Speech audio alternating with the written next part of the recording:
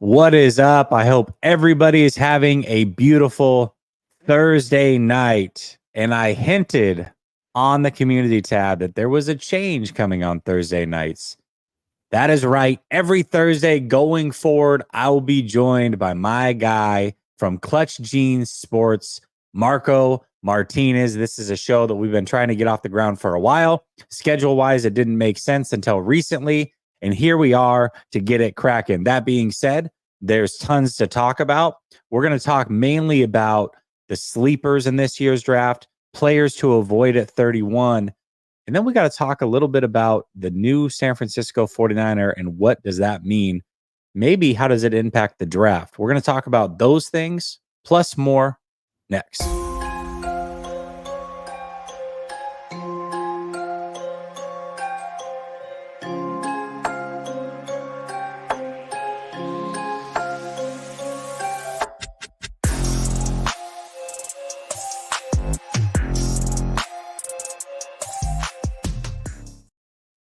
All right. Welcome back to Last Second Sports. We are giving you our take down to the last second. And as I said, Thursday's new edition, Marco Martinez from Clutch Jeans Sports. Marco, my guy, how you doing? How's it going, bro? It's been a long time in the making. I know we've been trying to figure something out, but finally we're able to do it. So every Thursday, here we are. Yeah, absolutely, man. We have been talking about this. It feels like probably at least a year. It's just never made sense up until now. You had some scheduling things. I had some scheduling things, but here we are. This is the new Thursday show. I'm looking very forward to this, carrying through the off season and then into the new season as well. This is one I'm excited about. All right, Marco, the 49ers, speaking of excitement, Rock Ya-Sin signed with the San Francisco 49ers today on a 1-year deal. What do you think about Rock Ya-Sin as a player? I mean, he's bounced around in the league. He was highly touted coming out of college, I believe, out of Temple.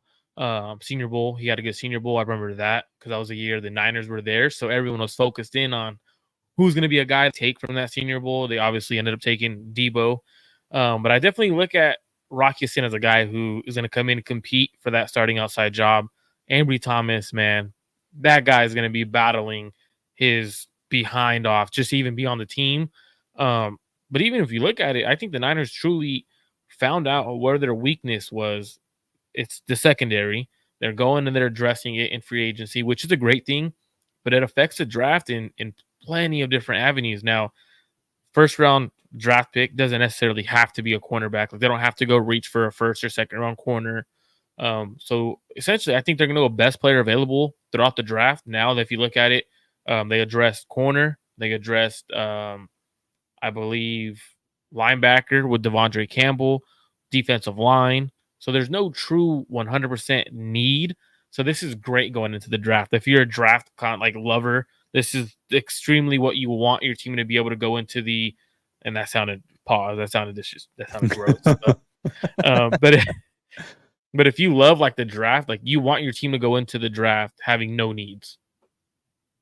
Yeah, I agree with that. I think, what's interesting is the needs for me are future needs. They're not 911. They got to have them this year necessarily, although I think that we would all agree we would prefer a really good starting corner if that was possible and maybe an upgrade at the offensive line.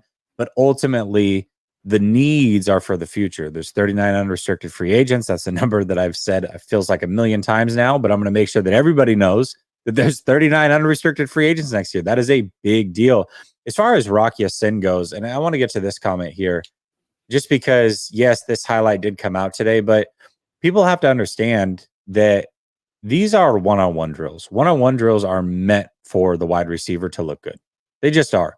If you go to training camp and you watch one-on-one drills, I think last year I charted something like 59 one-on-one drills, and 5 of them were won by the defender.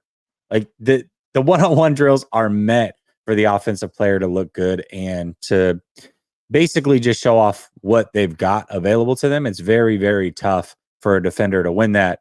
But that being said, and that's also why I've been touting Jalen Graham, because he was the one consistently winning those somehow, some way during training camp last year. But when it comes to Rock Ya-Sin, he's floated around the league a little bit. He was a pretty good prospect coming out. Hell of a name, by the way. Hell of a name. But I watched a lot of Ravens. You know, my son's a Ravens fan.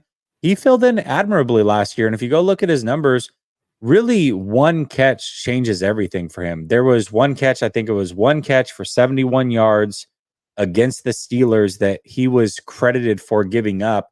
But if you go look at that play, it was about maybe a skinny post, 15 yards or so down the field. The receiver caught it and took off, taking it to the house. But really, that was on the safety. But of course, he was the closest defender, so it's credited to him. Ultimately, you can't really look at numbers. It was a small sample size. But I think between him, Yadam, Thomas, they're going to be dueling it out for sure. And you're right. I mean, Thomas is fighting for his life, but this is the NFL. I mean, he's going into what? Is this year four for him? Year 4. Yeah. You got to figure it out. You got to figure it out. I think ultimately the guy that I like the most out of all of them is Rock Ya-Sin. I like him more than I do Yadam. I know a lot of people are bigger on Yadam. He's coming off of a much better year statistically, but that's the only time he's really shown something. Rock Ya-Sin has shown me something in a couple of his seasons. I think ultimately, though, all of these guys are they're just 1 year fillers. Most likely, none of them are going to be here next year. But if you look at it, like those 1 year fillers are exactly what the Niners need. Like they don't have an immediate need at corner. And the way this draft plays out, like that round 3 to 4 is the perfect sweet spot for corners to go. Like guys like Cam Hart. I know you're high on Kyrie Jackson out of Oregon. Yeah. You're looking Cam at Hart other guys too. I'm very high on Cam Hart.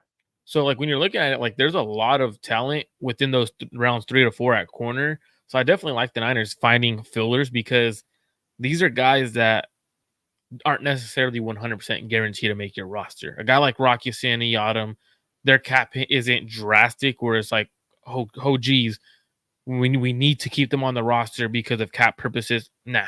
If for example, if they draft DJ James or Cam Hart, but Ambry Thomas is looking great in camp, they're going to keep obviously Ambry Thomas because he's a guy they drafted and he's doing well. So I don't necessarily see this as 100% guarantee to make the roster. Now they're all battling for a spot, and I think they have the upper hand on Ambry Thomas since he hasn't been consistent. But I want to see guys like we have not seen Darrell Luter. We haven't seen Samuel Womack. I want to see those kind of guys. Like those were the guys that you drafted to be the future. And essentially, they're kind of hedging their bet. Like they keep telling us on every pick they've made, linebackers, tight ends, their corners they've drafted, they're essentially telling us, you know what? We have not drafted well in the past at these positions. We have to get a one-stop filler so we could draft guys at these spots. And it's kind of concerning, to be honest with you. It's kind of concerned me. And there's a way I look at the Niners drafting, and they have not drafted well. Even though they have a ton of talent on their team, they have not drafted well. Yeah, I don't know. I mean, I think there's ultimately multiple ways that you can look at how they've drafted. I had a chart deal that I did the other day. I think you were in the chat, so you probably saw it, but it's tough. I mean, I think that round 1 has been so bad for them that it kind of overshadows what the rest of the draft has looked like. Because if you look at it from just a pure aspect of how they've been the rest of the rounds, 4 of the 7 rounds, they've been pretty elite in. But most of those are later rounds, right? And that's what makes it tough. You expect to hit big time on round 1, round 2 guys. And because the 49ers haven't necessarily hit home runs in those rounds, the mental or the thought process is, oh, they haven't had good drafts. But they have had good drafts. It's just not in the rounds that you would expect it. And then how long can that go? One thing that you and I have discussed in private, and I've discussed it here on the show as well, which is we don't know. I mean, Adam Peters, we think we have an idea of what he brought to the table, but it's really tough to say.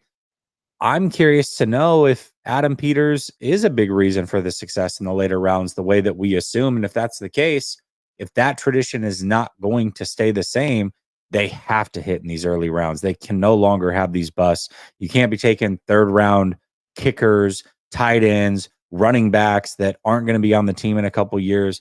They have to hit in these early rounds, especially now more than ever, because this team is going to change drastically over the next couple of years. 100% agree. All right. The other news before we get on to our other topics, Brandon Ayuk and his Instagram posts, again, cryptic posts.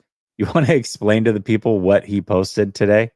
So Brandon Ayuk decides to go on Instagram. And it's like a quick little Instagram reel. And as as he has been doing in the past, he's been putting out some cryptic messages, and he decided to put dog emoji, house emoji, which is doghouse, right? That's what it stands for. Doghouse, only place for a big dog. I thought that was interesting. Like, how do you truly like interpret this? The way I interpreted it, and I texted to you, I was like, I honestly saw it as uh Kyle put me in the doghouse because he knew that's the kind of dog I am. Like, the only kind of dogs that could come out are the big dogs. He understands that.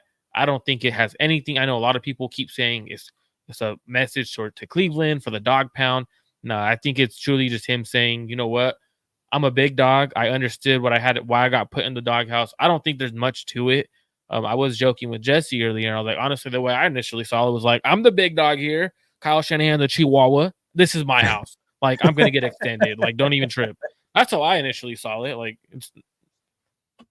Yeah, the interesting thing about Brandon Ayuk in this whole process, a lot of it different than how Debo handled the situation for sure.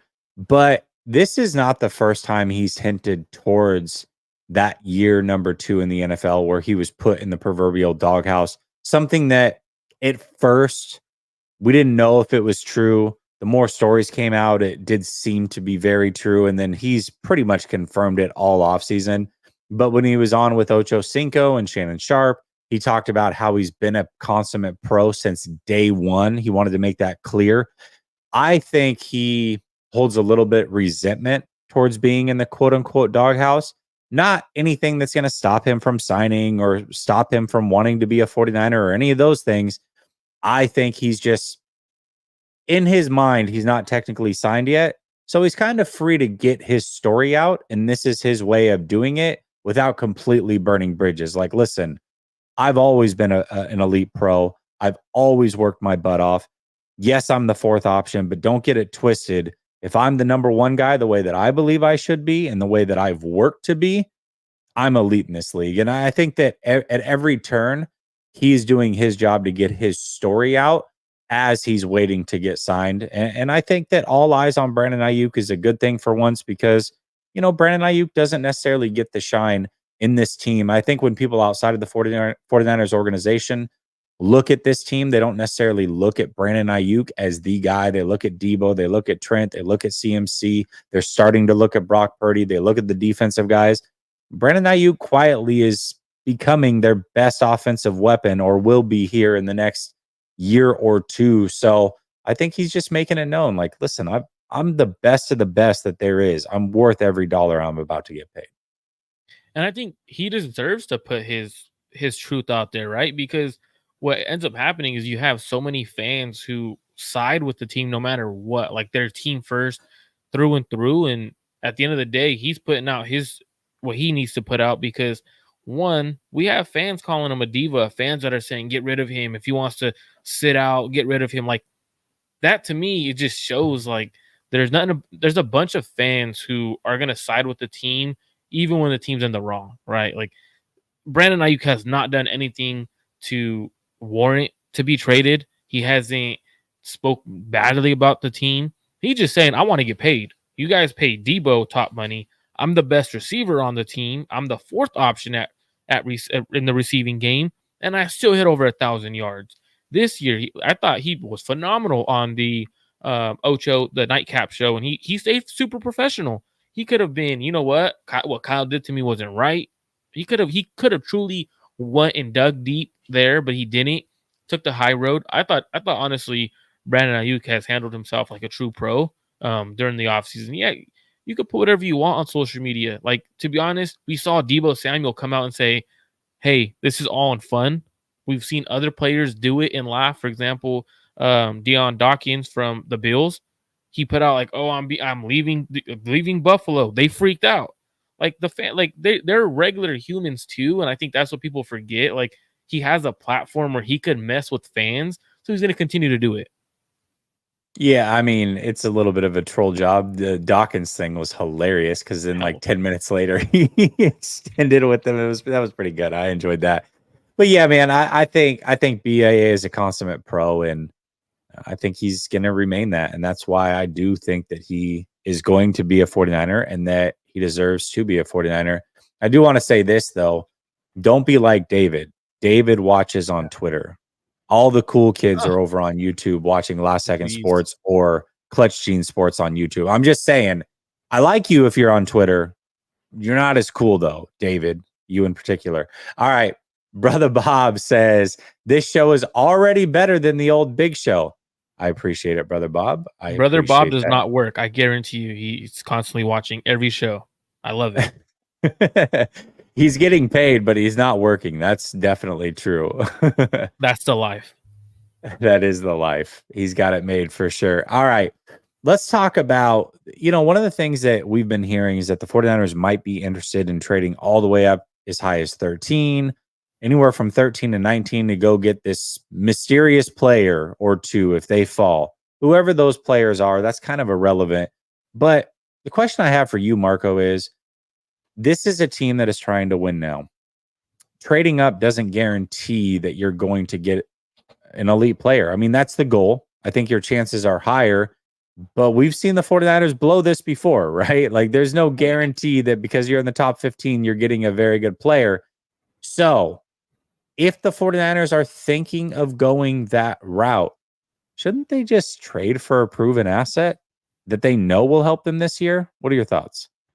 So I mean, if they trade up to 15, they're going to try to go D tackle to replace Tariq Armstead, and they're going to probably get a Javon Kinlaw.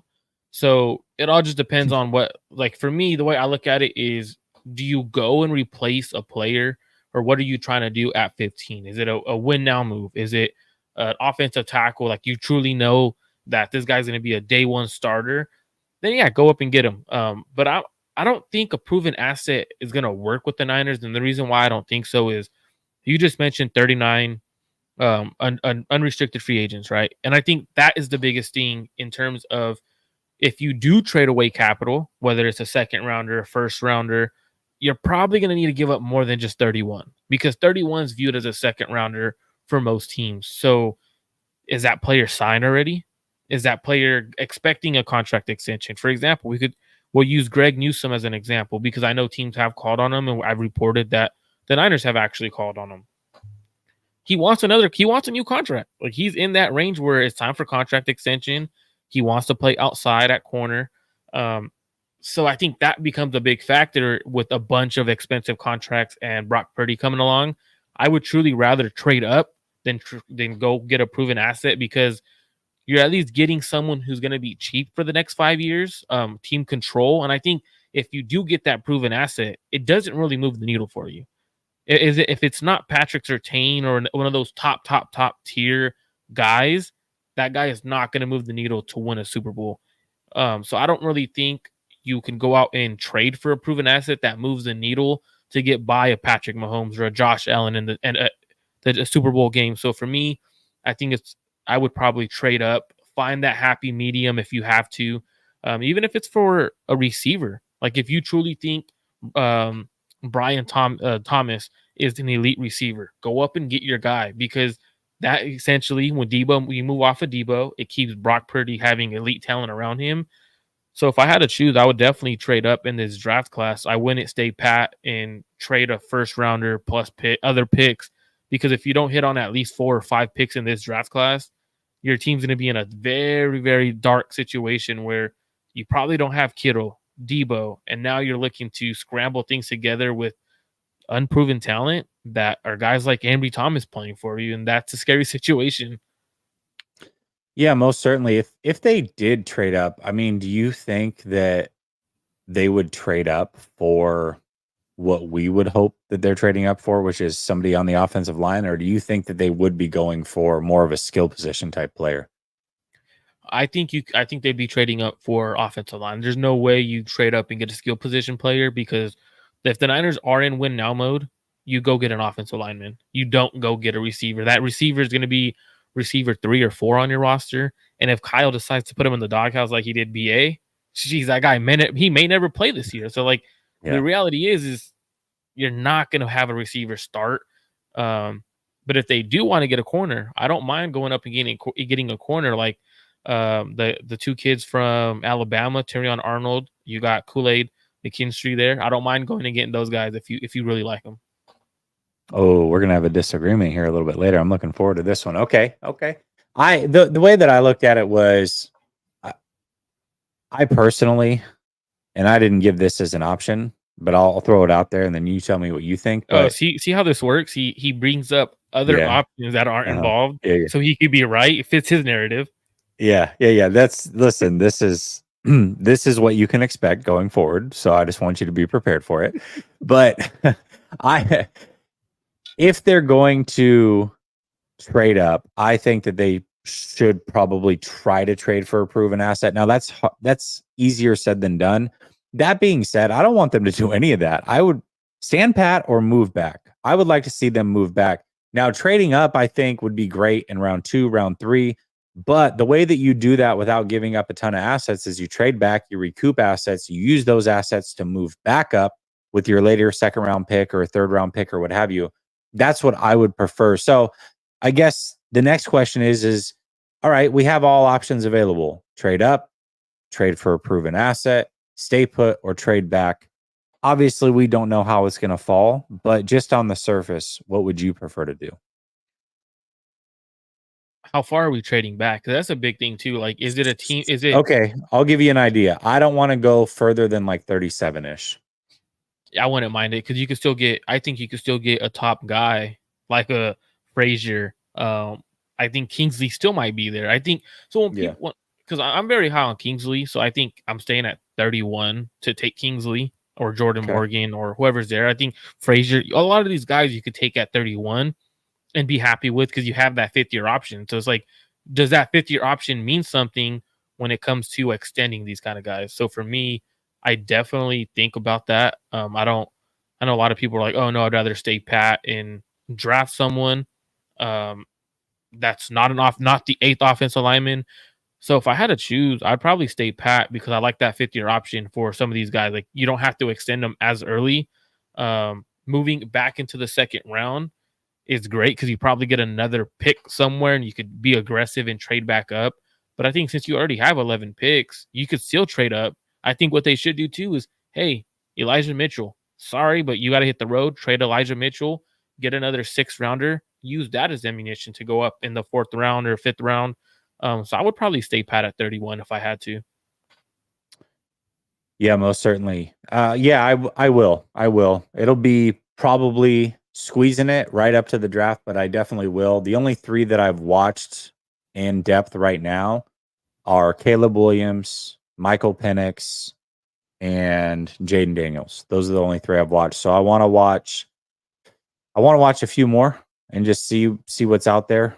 But yeah, I'll give you my top. It'll probably be more of a top 3, top 5. When I'm you only gonna watch watch them, 6 or 7 guys. So make sure you watch Michael Pratt because he's probably better than Michael Penix and Bo Nix. Like people were really, sleeping on him. Yeah, I think he's better than them. And like it's I think it's all more so the age factor, at least for me, the processing ability. Now Penix has better arm strength, but man, Michael Pratt, he's a really, really good quarterback. you know what's interesting about Penix? I'm a Pac-12 guy, Oregon Duck fan. Same. So when I watched Penix play live, I liked him a lot. I mean, you can go check my timeline. I was tweeting about him like crazy. When I went back and watched this film, I didn't like him as much. I didn't like him near as much. So I don't know. I mean, I don't know why that is. I guess. I mean, I do know why. I've got my notes, but it was a little bit surprising to me. I didn't. I thought I would like him just as much, if not more, and that was not the case at all. So, Brother Bob says, "LMAO clutch, aka Marco. I work from home with the computer. All right. Hey, Same. there's nothing wrong with that. Nothing wrong with that. Okay, That we've makes three talked a of little bit. us. Yeah, there we go. We've talked a little bit about this draft, trading up, proven asset, trade back. Just overall, what constitutes a good draft? You and I also discussed a little bit early on. You don't think that they've drafted well. And I said, hey, I think that's more of a perception thing. I think they have drafted well, but more so in the later rounds and not the early rounds. So the perception is they haven't drafted well. what constitutes a good draft in your opinion? If they were to nail this draft, what 2, 3 things would have to happen? I think for every draft you have to come away. And when you have 11 picks, it kind of adjusts things, but you have to come away with at least 3 starters, at least. And whether it's a high level starter, an average starter, they have to be starting caliber players for you. So for me, in this draft class, even though you're picking at 31, I feel like the depth of this draft class is from rounds 2 to 5. Like that's where you could eat and you could get your team to be so deep of a roster. So I think the Niners have the luxury of those 11 draft picks to be able to move back up into those rounds 3 and 4. So for me, this draft class will be a good draft class if they come away with at minimum 3 starters. But I think you could go 5 to 6 guys that are contributing for you within the next year. So not necessarily year one, but year two, they better be starting for you or at least high level backups. Not a guy like Drake Jackson who, hey, maybe next year he'll be good enough, or a guy like Ambry Thomas. Hey, well, he showed signs, but like it's not those kind of guys. Or for example, Nick Zakel, right? They drafted him in the 5th round, hasn't seen the field. Like when we go through the roster, they have a lot of players who just haven't seen the field, and I think that's a waste of a draft class because, for example, now the Niners drafted 2 linebackers last year and 2 tight ends. Those guys aren't in their plans for the future. Like they're literally thinking about going and getting guys to fill their spots. And I think that's the biggest, like that, those are a miss. When you take a guy in the 3rd round who's a tight end who probably shouldn't have been a 3rd rounder, if we're being honest, and you're replacing him the next year, that's where I think constitutes a bad draft, where you're replacing guys right away year one. I think a good draft is someone who is a draft class where you have guys where you know they're going to redshirt this year, but next year they're either starters or they're high level backups for you. I'll say this, and I'm going to plug the fact that we are going to be live for the draft the way we have been the last couple of years. I would say for the most part, the reactions we've had on draft day have held true when they actually have hit the field and over the last couple of years and how these players have actually played. We were frustrated with guys like TDP. We were frustrated with Ambry Thomas. We were frustrated with Sermon, I believe. We were frustrated with Moody. We were frustrated with what other picks? There were Latu. We were frustrated. Even with Drake Jackson, a couple of us, because I know it was me, you, and David, we were like, well, it's a solid pick, but it's an upside pick. It's not the best player, but it was an upside pick. So even though there's like you're drafting upside rather than he probably was the best player available at that point, but it's just, man, like it's just to see how they draft and how they view players, because I feel like the Niners fall in love with guys, right? And I think that's an issue going into the draft. You can't fall in love with anyone. You have to truly have 100 guys that you like or love. And the moment they fall in love is where they make big mistakes. Yeah, and I mean, to the point here, Steve-O, I mean, you're right. And it's not just Kyle's drafts. You've got to wait a couple years on every draft, really. I know what you're saying. There's guys that tend to redshirt, so you never know. But anyways, that was really more of just a plug of watch us on draft day. We're going to have a lot of fun. And I feel like our reactions have pretty much yielded what we've seen from these players. A little bit of that is luck, but ultimately, I think, especially David and Marco, this is when they really shine. These guys we've got a group chat. They're constantly talking about prospects. Like they've made me such a smarter football fan as far as these prospects and what they're going to bring to the table. I'm a big quarterback guy, so usually I know the ins and the outs of the quarterbacks because that's what I'm watching. But as far as like corners and defensive ends and all, they are giving me all the names. But I also want to throw this out there. He was fine. But you need more than fine out of a 3rd-round kicker. He's the highest drafted kicker in the whole NFL. He's got to be more than fine. And unlike Robbie Gould, who had never missed a playoff kick, he's basically undefeated in the playoffs. Moody is defeated in the playoffs. He hasn't gotten a game without missing a kick in the playoffs thus far. So they've got to get better from him. They cannot have a repeat of what he was this last year. That's not good enough for a guy who's a 3rd-round pick. So And I think what's crazy is with Moody is missing a big extra point in the Super Bowl that's not talked about, getting it blocked. Like that's not talked about. That's a lot of times it's on the kicker. I don't want to go into special teams and stuff like that, but isn't there an XFL kicker who Jake Bates who's hitting 62 yarders and looking like a legit kicker? Like he's in the XFL. Like what are like I think drafting kickers is stupid.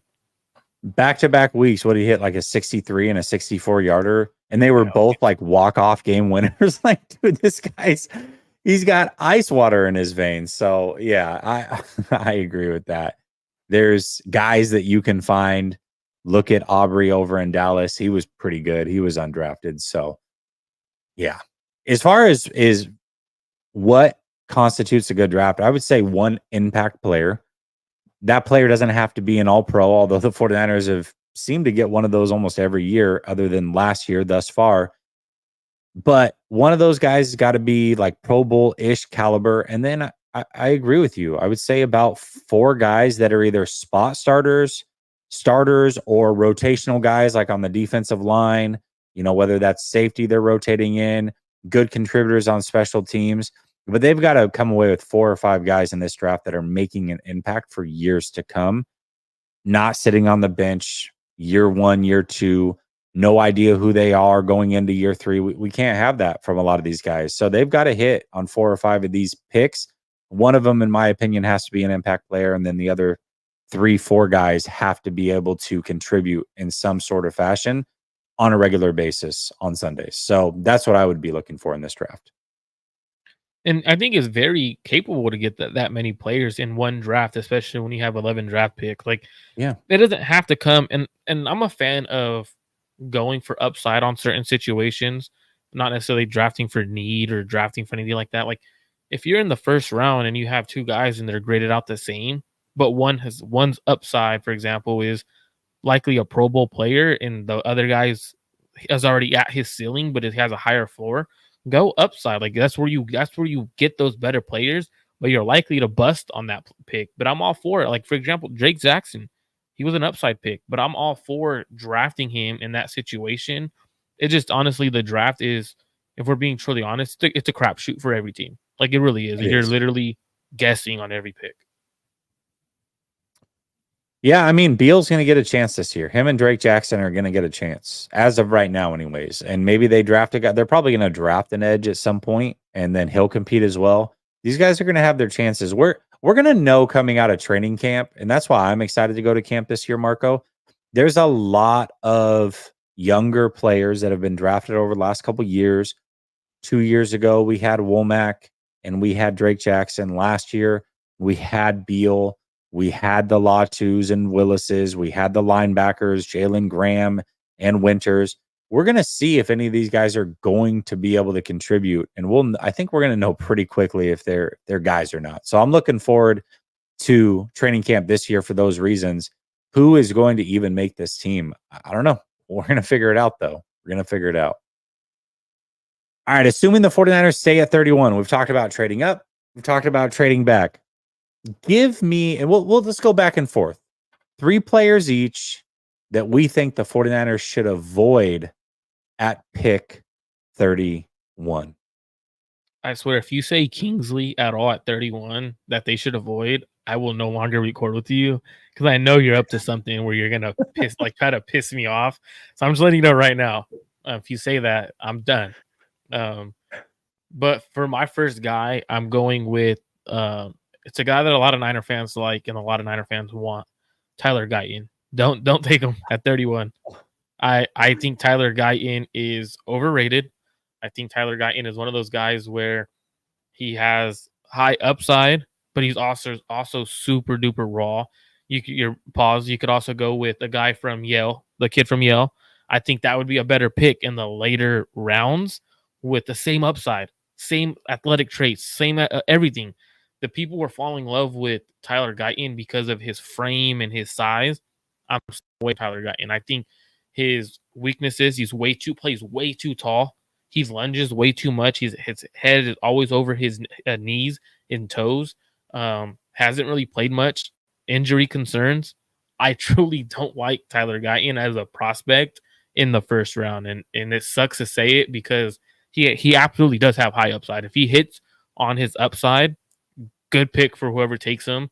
But you better have a great offensive line coach, a great system for him. I would have seriously avoid Tyler Guyton. Well, I'll give you the spoiler alert. Kingsley's not on my list. Tyler Guyton is on my list. He is on my list. That's crazy. So this is and we don't talk we about didn't talk about any no. of this though. No, we come That's up with crazy. topics and then we go do our own thing. So I want to see if we can get 2 out of 3. That's pretty impressive. I know one of them you're not going to have, but you might have 2 of these guys. I'm impressed. Tyler Guyton, I agree. He's newer to the to playing offensive line. He was a defensive end, I believe, coming out of high school and then transitioned to offensive line in college. And he's just a raw, really good athlete. Big. I mean, all the measurables he fits, but he's still raw in the position. And that's exactly what I put here. There are guys that I value just as much mid to late second round that are quote unquote lower prospects. Kid out of Yale is a great example of that. So I agree. I would avoid Tyler Guyton at pick 31. I'll give you my second guy and let's see if he's on your list. Number 2 is Chop Robinson. Bro. You got him? I swear to God. I swear. All right. Since we're 2 for 2, I'm gonna give you my third guy, and then we'll both talk about Chop because if we're 3 for 3, we're not. I know for a fact we're not because you really like this guy, and I like this guy as well. But there's a reason that I say no to him. But give me your third guy just for S's and G's. My third guy is Cooper DeJean from Iowa. I knew you were gonna say that. I almost did. And I was like, you know what? If I go with Cooper, we're gonna agree on that one. But I have a corner as well. It's Kool-Aid McKinstry. But we're gonna talk about it. Yeah, we're gonna talk about it. So let's go Chop Robinson first. Here's what I said about Chop. I said he's inconsistent. A lot of the same things as Tyler Guyton, actually. Inconsistent, raw athlete with only 3 sacks in his final year. I believe 8 his final 2 years. He can be a major boom. I'm not saying that this guy's going to suck by any means. I would rather, though, in my opinion, Marco, I would rather have him hit and be really good on another team than take the chance and have him be a bust on the 49ers. I don't know if there's anything in between. He's either a boom or bust guy. He gives me major David Ojabo vibes. What do you think? I think when I watch him, there's nothing to it besides speed. No counters. No strength. It's just pure speed. And to me, as an edge rusher, if you don't have not even a counter move to your speed or speed to power that you can convert on a consistent basis, you're not going to win like that in the NFL. What offensive linemen are going to start doing is they're going to start setting and they're going to have a kick that's wider and they're going to counter to the inside move, which is a quick little, if you were talking basketball, it's like a little hezzy outside, crossover inside kind of move that he uses. It's not going to work in the NFL. When you watch him at the Senior Bowl, he dominated, but he wasn't dominating against the top offensive tackles at the Senior Bowl. He was beating the lower level tackles that were there trying to make a name for themselves. So for me, I truly don't think he's a guy that is going to be that boom guy. I think he's going to be in the range of maybe a 4-sack guy a year, maybe higher upside, kind of like, for example, you know, that week 1 game where Drake Jackson went crazy. Everyone was like, oh my God. And I came out and I was like, dude, those are all hustle sacks. I think Chop Robinson is going to be a hustle sack kind of guy. He's not going to beat you at right off the snap. Now, he has a quick burst. I love his first step. That's probably his best attribute as an edge rusher. But outside of that, hands, short arms, cannot fight with the hands. And that's going to be a very big issue when you're starting to face strong NFL offensive linemen who, as soon as they get their paws on him, he's screwed. And it's, like you said, go be great for another team. I'm not taking that chance because it's sort of a similar pick to Javon Kinlaw, where essentially there's high upside, but there's a very raw talent there. And I think, if I'm not mistaken, I want to say Chop Robinson also had injury concerns. I could be wrong, though. Yeah, that's so funny that we had 2 of the 3. That's crazy. If we have even one guy that matches as far as our sleepers go, that would be impressive as well. But Yeah, man. Chop Robinson. It seems like every year there's one or two of these just freakishly athletic edge rushers that come out, and almost never do they hit. They just never hit. You've got to have some polish to your game. You've got to have counter moves and things like Bosa, very good athlete. But Bosa isn't near the athlete as a lot of these guys, but he was so polished and so technically sound that you knew he was always going to be good. And if he improved his strength and his athleticism, which you've seen, then he would be even better. But he always had the technical skill set to move, counter move, the counter move. These guys are coming in and they're just blowing past offensive players, most of the time, not good offensive tackles. And they look phenomenal on film. And then their RAS score is extremely high because they're freak athletes. They have all the measurables, size, weight, speed, all the things. But they're raw and they just never truly develop. And you said Drake Jackson. I mean, yeah, kind of like Drake Jackson, actually. Drake Jackson has all the measurables that you want, but he was a raw athlete, and we've seen that it already hasn't panned out. So that's funny. We both had Chop Robinson. Give me why you think Cooper DeJean, and then I'll tell you why I think Kool-Aid McKinstry is a guy to avoid. Because when I watch Cooper DeJean, I like to be able to watch a corner where my secondary coach and my defensive coordinator don't have to be in strictly zone coverage. When you watch Cooper, he's a zone coverage corner. He butt to the sideline, cover 4, cover 3, a lot of cover 2 at Iowa. Like, that's, to me, like, I want to see you get up in a receiver's face, play some man coverage, press man, or even press bow. And he doesn't do it. Like, it's very limited. And then when you watch him, very good athlete, but he's tighter hips for being 6. I believe he's only 6 foot. I thought he was a bit taller than that. That's why I thought he had a little bit tighter hips. Not that big of a corner. I think he is likely going to move to that safety role, where he's going to be that strong safety, big nickel role in the slot for zone coverage. And I think that's the biggest thing is if I get a corner who, I agree, Fozzie, Blazers are going down tonight. Go Warriors. But Okay, if I'm getting a corner, if I'm getting a corner, I need him to be able to be where we're not handcuffing our defensive coordinator. For example, our defensive coordinators have guys who could play man, but they, instead of playing man coverage, they run a lot of zone. It's like, no, get up in the receiver's face, make life difficult. You have a good defensive line, and let's go to work. And I see if you go a strictly zone corner, when you do go man, you're in a tough situation, and I'm not doing it. Yeah, let me ask you this, because a lot of people project him to be a safety. I know he did a little bit of everything.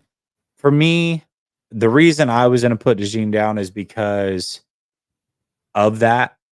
When you played one position primarily and then they project you somewhere else, that's a little bit worrisome because you don't see it enough to know if that's going to translate. I'm not saying it won't translate, but I like to see it on the field, play for play translate. And you can't really see that with him. But there is some thought that the 49ers might go and try to get a star defender. Do you think he could fit that role potentially? If we're gonna go get a star defender, why not go get a guy like Jordan Hicks or a true safety? Where, like, at that point, it's like, if we're gonna go get a true star, like, I don't think Cooper DeJean's the best safety in this class to be that star role. I would go get a guy like Jordan Hicks, who's much better as a safety, or Bo Braid from Maryland. There's a lot of other guys you can get in that second or third round. What if they drafted a true free safety, somebody that can roam and play single high? Do you think that either of the guys on the roster currently and Huff or Tig can play that star role, in your opinion? I think Tig or Huff would be phenomenal for that star role. I think I think Tig is actually better suited for it. I know a lot of people were like, let's let Huff be that star role, but I think Tig Brown would be better suited in that star role, roaming around, doing whatever he gets to decide to do and pick his poison. But if you're looking for a true safety out of USC, Kalen Bullock, I believe that's his name. I know his last name's Bullock. Phenomenal. People keep talking about, oh, he misses too many tackles. Man, I'm asking him to be a ball hawk and take away the deep third of the field or take away a half of the field. I'm not asking him to come down and tackle along the box. Like that's not his role. Like I don't get why people mention how much he misses tackles and it's not even at a high rate. Yeah, it's funny because I asked you. This is what I do. Like I get into the process really late, and then there's a couple guys that I fall in love with as prospects, and then I'll just ask you, like, hey, I'm liking this guy all of a sudden out of nowhere. Am I tripping? And then you and David will basically say, yeah, you're tripping, or no, you're not. And that's one of the guys that I presented to you recently, and you're like, no, what you're seeing is absolutely right. I mean, this guy can handle himself as a single high safety, absolute athlete. Yes, maybe a little bit small. I get all of that. But what you would ask him to do, I think he can fit that need at a very high level. And he's the opposite of what they have. That's what they need. They need somebody who is a true opposite to what they have. And he's exactly that. And you could probably get him in the third round. And I know people like he has a smaller, I guess, smaller frame in a sense because he's only like 185, 190.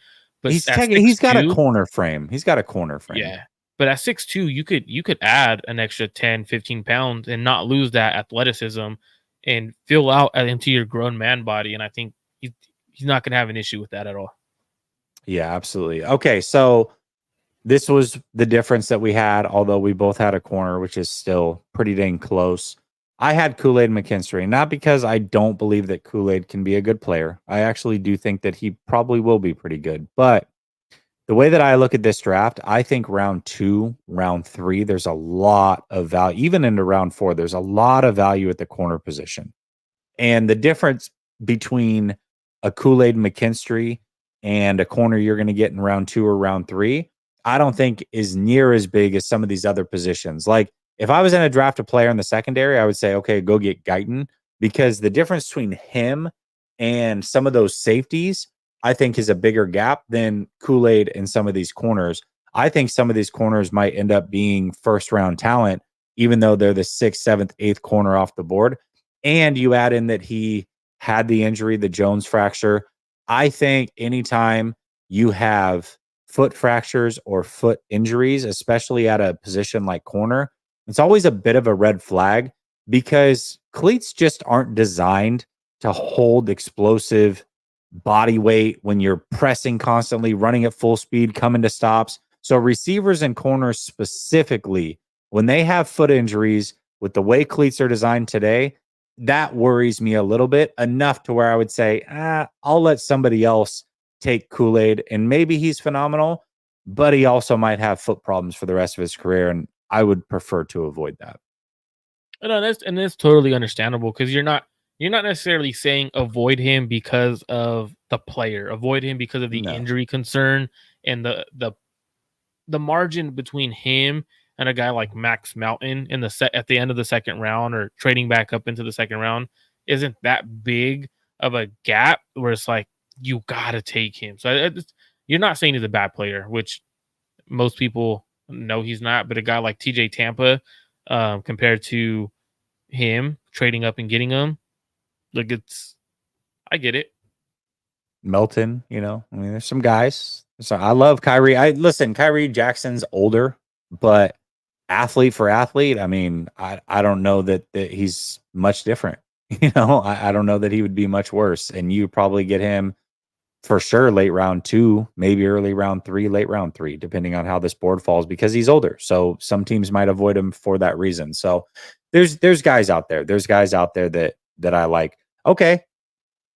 That was kind of crazy. 2 for 3 on the guys to avoid. Now, I don't expect that to go this way when it comes to sleepers, but we each have 3 sleepers. And what constitutes a sleeper is not a guy who's not a first rounder. We're talking true sleepers, round 5 or later. Guys projected to go in round 5. Now, obviously, maybe somebody's in love with one of these players and they creep up a draft board, but guys that we expect to go round 5 or later, maybe even potentially undrafted, depending on who the prospect is. But we each came up with 3 of them. I'll go first on my first one, and then you can go number 2. Number 1 for me is a running back, Kamani Vidal. I love this kid, man. I really liked him early on in this process. 5'8", 215 pounds, absolute tank.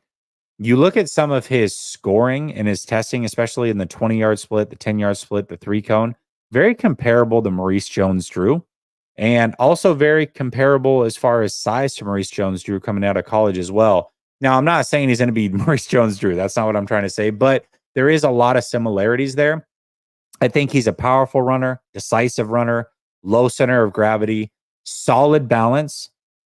Almost every time he gets the ball, the first player misses. He either sidesteps them, runs through them, whatever, but he always makes the first person miss. He's also solid in pass protection, which a lot of rookie running backs, that's something that they have to develop. I believe that's something that he has right out the gates, which you look for. And then he's the leading rusher in Troy history. I know Troy's not the biggest college by any means, but for me, Kamani Vidal is a player that I really like in this draft. For me, it's an offensive lineman. It's actually center to be exact. And okay, I think this guy, so going into the Senior Bowl, he's played in the SEC, had a really good career, but then goes to the Senior Bowl, and one play kind of is how people look at him now. Like, so he's the player who got walked all over by T'Vondre Sweat, Bo Limmer from Arkansas, center. But when I look at that play, I'm like, it sucks that he's getting killed for this because one, he is not that kind of guy. He has true strength. He just got overpowered by a dude that has maybe 550, not 550 pounds, 60 pounds heavier than him. Which most dudes who are going up against a bull rush one-on-one is probably going to get bulldozed by that kind of guy when they have 60 pounds over him. Good in terms of outside zone. Has a good anchor, very smart IQ football player. I think that's the biggest thing for me is a center needs to have IQ. A center needs to be as smart as a quarterback. Essentially, your center is the fat quarterback. Like it's essentially what they are. They could truly see coverage from where they are. They could call out the blitzes, especially in Kyle Shanahan's scheme where he lets his center call protection. And I think that a Bo Limmer would be a great fit for a guy like Brock Purdy. So that's for me. I think every time I could get the chance to draft them in a mock draft in the 5th round, sometimes you may get them in the 6th round every once in a while, but usually 5th round. I think he goes a little bit earlier. I know a lot of people are projecting him to go in the 5th round, but based off of everything that I've seen and my grade on him is a 3rd round grade. But based off of the projections from, and this is me projecting, like grabbing the projections from the consensus, people have him as a 5th rounder. So for me, I'm taking Bo Limmer in the 4th round if I can, because I'm not letting him fall to that 5th round. That's how good he is, and he's probably going to go 5th round. Absolutely love it. Okay. And listen, if we can get an offensive lineman, I'm all for it, especially one that you think is worth it and could potentially be a starter for this team. I'm all for that. So fixing the offensive line, I'm on board. Player number 2 for me, Christian Boyd, defensive tackle out of Northern Iowa. 6'4", 317 pounds, violent hands, does not get stuck on blocks at all. Plays with good pad level for his height. I mean, 6'4" is pretty tall defensive tackle, but plays with very good pad level. And I love that he has experience. He played in 50 college games. We talked about why the 49ers should avoid Chop Robinson. Well, he's not refined. He's just an athletic freak. Christian Boyd, I think, is very refined as an interior player, defensive tackle. And we've seen the 49ers find success in these later rounds for these fat daddies, I like to call them, up the middle. And I think Christian Boyd could be another one of those guys. The 49ers right now, you look at their future at the defensive tackle position, I think it's a bit in flux. Why not add another guy to compete and potentially take a job away from one of these backups? Christian Boyd, I think, could be that guy. He's another one of my late prospects that I like a lot. Give me another one of yours. What's crazy is I almost went Christian Boyd, but I didn't. Shout out to Steph Sanchez, who actually interviewed him. Okay. She put me on. Like she interviewed him. I was like, dang, like let me go and watch him. Dude's a stud. Like he's legit. Like one of those guys where right, yeah, he's a stud. Like it's I don't think he makes it to the 5th round or 6th round where people have him going right now. There's no way. That's his tape shows he's a baller. One of my sleeper guys is, I don't know if he goes earlier, just because of the situation. And I know a lot of people have him going in the 5th round as of now. Um, for me, this guy is a receiver. He reminds me of Nico Collins, Okay. Cornelius Johnson. I think Cornelius Johnson has the athletes there, not a refined route runner. But again, you're taking a guy in the later rounds. You're not going to get that route running ability. You're going off of upside potential. A little bit older, but at the East West Shrine Bowl game, shout out to the East West Shrine Bowl who allowed me to get access to film. Reached out to them and they gave me some film as a credentialed guy, whatever. But they gave me the film, and he was the guy who stood out the most out at the receivers there. And there was a lot of guys who stood out at in the receiving room. I truly liked what I saw from him. You're getting a guy who ran, I believe, a 4.45, 6'2" in the 5th round. I'm taking the upside because he can block as well. Yeah. Now remember Jennings is 6'3", 6'2", 4.7 speed. Imagine replacing Jennings in our offense with a similar blocking style kind of guy with speed. Like that's essentially what you're getting, opposite of Brandon Ayuk.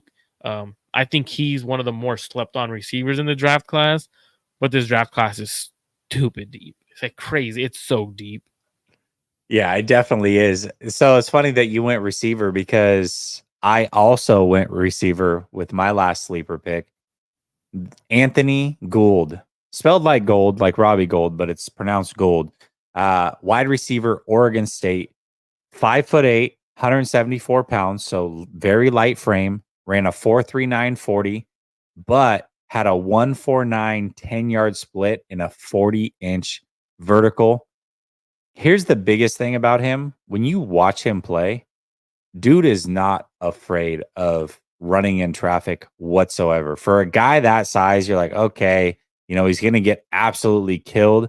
Well, phenomenal at following his blocks is something that shows up repeatedly on film. Like I said, he's not afraid in going over the middle. And you give him a contested catch, he'll go up and get it. He's got a little bit of Steve Smith in him where it's like, I don't care how small I am. I'm going to go get the damn thing. And a 40-inch vert, yeah, he can make some plays. He's got great body control. I forget who the quarterback is at Oregon State, but I think it's DJ Ugalele or something like that. Not very good at all. Constantly off target with his throws. This man makes acrobatic catches look routine. Played outside primarily, although he's going to be a slot in the NFL. Get him on the move. You don't want to see him get jammed at the line. But the fact that he played outside tells you that he's got a lot of toughness at his size. And here's the best thing: phenomenal punt returner. Very explosive punt returner. Also good at the end of rounds. You get him the ball, just get the ball in his hands. Like I said, he follows his blocks very good. And because he has a 1.49 10-yard split on top of 4.39 speed, guess what?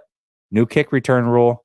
You got to love it. He's going to get momentum going. All these other players got to stand flat-footed till the ball is in his hands, and then he gets up to top speed faster than almost anybody.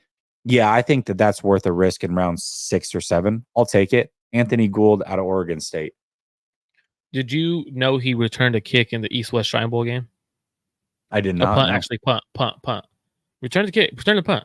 And it was beautiful. He had a nasty spin move during that punt. I'll have to send it to you after the show because you're mentioning special teams ability, and he was one of the guys who stood out at that bowl game. And what's crazy is a lot of people actually with Anthony Gould thought he was going to go skyrocketing when DJ got there. Like, oh, DJ has a rocket arm as long as he can just throw it out there. But DJ's he's inaccurate, so he can't really utilize that speed. My last guy is a tight end who probably could become the best tight.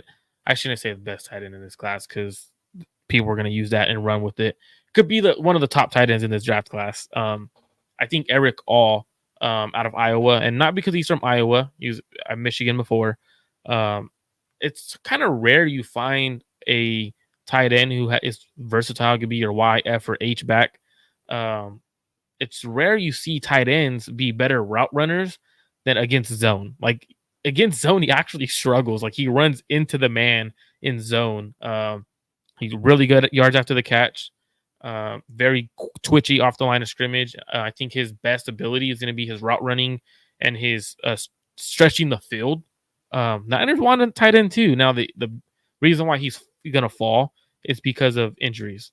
That's for me. It's if he's healthy and like Otani interpreter says, he's always the injured reserve all-star. Like if he is healthy, he is a dude, and the reason why he's being slept on or he's a sleeper pick is because of the injuries. No one really knows who he is. I think from at least what I've seen on social media is because of the injuries. But besides that, hell of a player.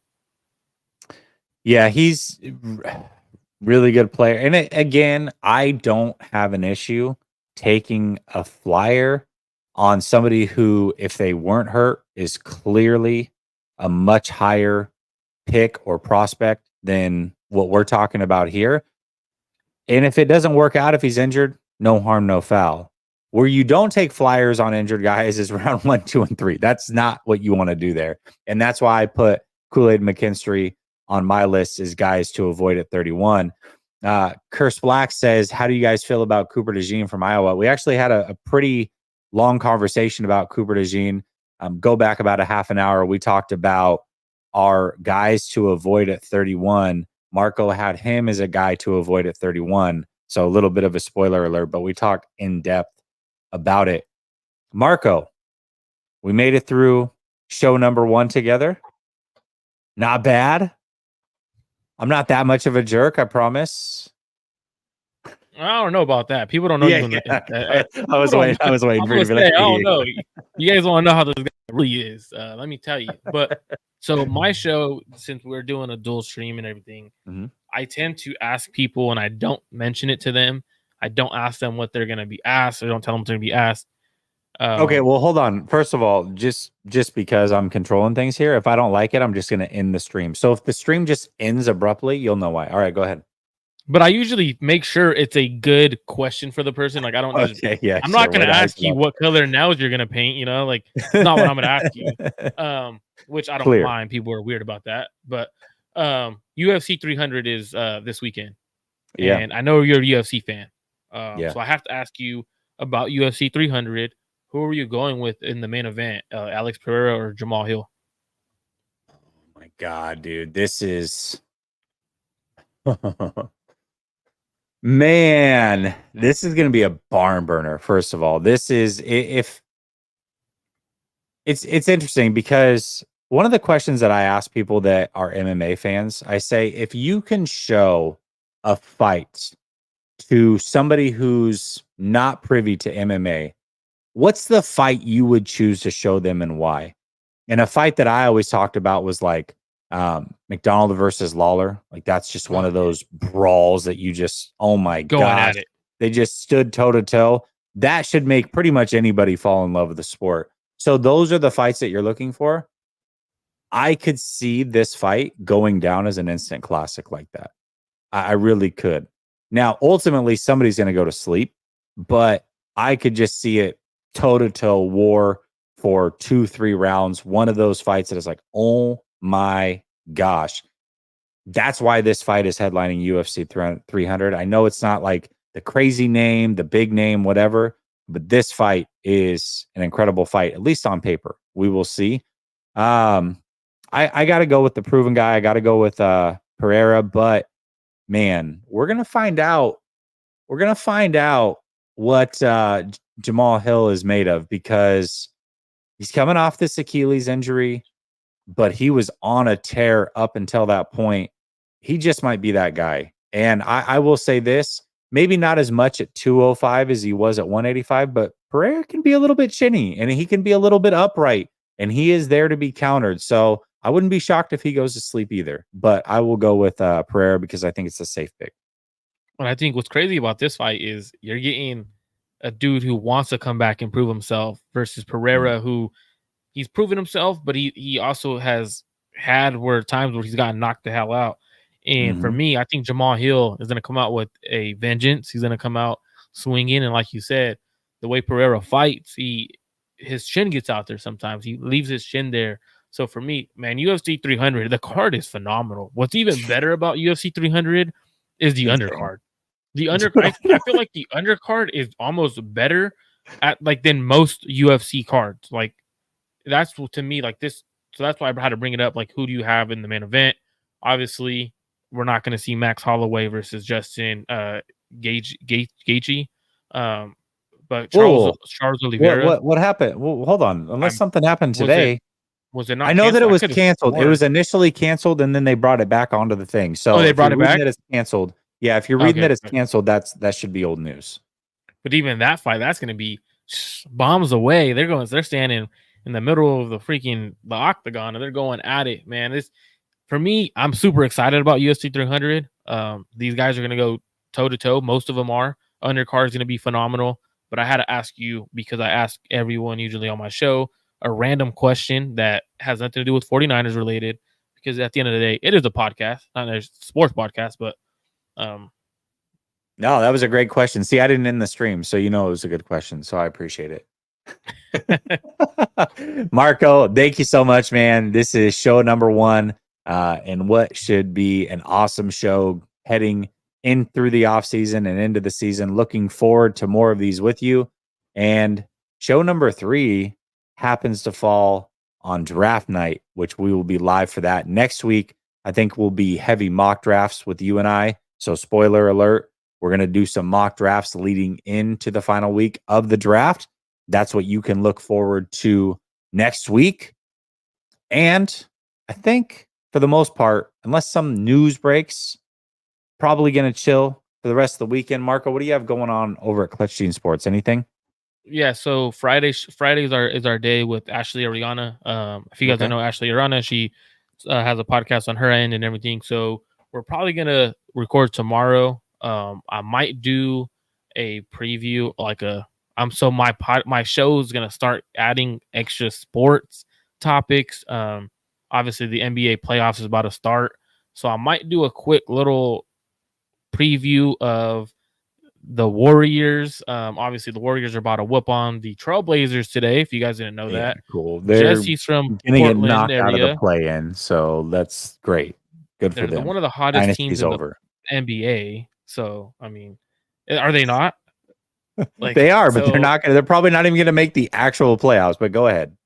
I mean, anything's possible with Steph. You're not wrong. They might not make the playoffs, which is true. Which I love how you just like to kill people's dreams. There's probably a kid watching no problem. who wants to see Steph Curry in the playoffs, and you just broke his heart. Fine. I appreciate that. Yeah, well, listen, you just talk trash on the Portland Trailblazers. So, what if there's a Scoot Henderson fan out there or an Ayton fan? You don't know. You have no idea who's watching. There ain't no Scoot Henderson fans out there. Let's be real. All right, listen, this is the time to end the podcast. You know what?